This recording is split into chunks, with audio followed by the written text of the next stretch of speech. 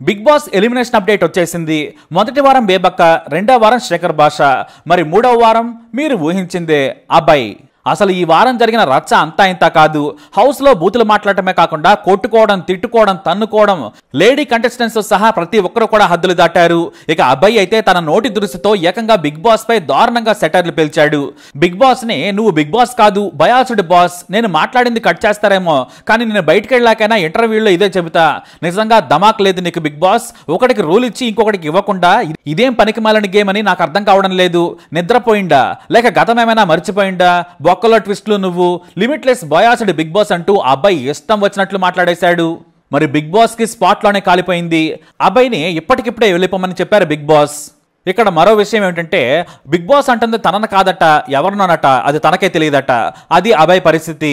సరే ఏమైనా గేమ్ ఆడా అంటే ఆడేవాళ్ళని కూడా ఆడనివ్వలేదు. వెళ్ళి సైలెంట్ గా ఓ మూల కూర్చున్నాడు. అంత చేతకానివాడు మళ్ళీ క్లాన్ చీఫ్ అట. ఇక నాగార్జున కూడా అబ్బాయికి ఇచ్చి పారేశారు. ఇమ్మీడియట్ గా హౌస్ లో నుంచి బయటకు పొమ్మని మొహం మీద చెప్పేశారు నాగార్జున. అతను అన్న మాటలని అతనికే స్క్రీన్ పై చూపించారు. మొత్తానికి హౌస్ ని షేక్ చేసేసింది రెడ్ కార్డ్. అయితే ఇక్కడ అబ్బాయి బ్రతిమలాడుకున్నా కూడా ప్రయోజనం లేకుండా పోయింది. ఇక్కడ టాక్ ఏంటంటే అబ్బాయిని బయటకు నెట్టేశారు. ఎలిమినేషన్ కూడా ఇక్కడ జరిగింది. అయితే ఇక్కడే ఓ ట్విస్ట్ ఉంది.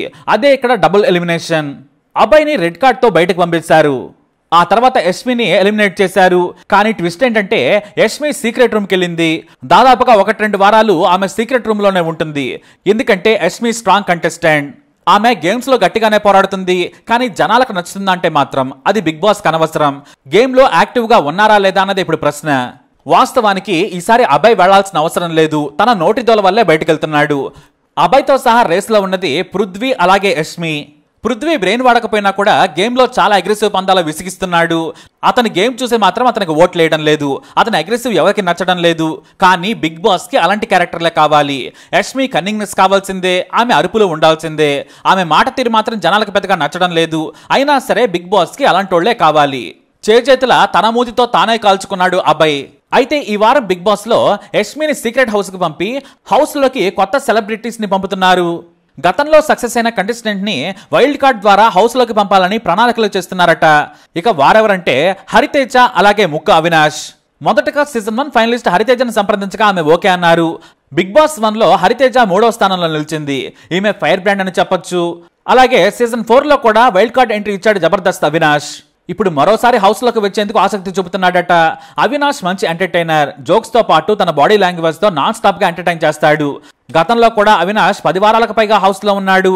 ఇక వీరిద్దరితో పాటు రోహిణి కూడా వస్తుందని టాక్. ఈమె కూడా మాజీ కంటెస్టెంట్. సీజన్ 3 లో పాల్గొంది. నటిగా జబర్దస్త్ కమెడియన్ గా రోహిణి ఫుల్ బిజీ. అయితే ఆమె గురించి సరైన అప్డేట్ లేదు. కానీ వీరిద్దరు మాత్రం వైల్డ్ కార్డ్ ద్వారా ఎంట్రీ ఇవ్వబోతున్నారు. మొత్తానికైతే ఈ వారం double elimination. Yashmi secret room లోకి, అలాగే అభయ్ మాత్రం బయటకి. మరి ఈ వారం బిగ్ బాస్ అప్డేట్ పై మీ అభిప్రాయాన్ని కమెంట్ ద్వారా తెలియజేయండి. ఈ వీడియో అప్డేట్స్ కోసం మై ఛానల్ ఫాలో అవ్వండి. అలాగే తప్పకుండా సబ్స్క్రైబ్ చేసుకోండి.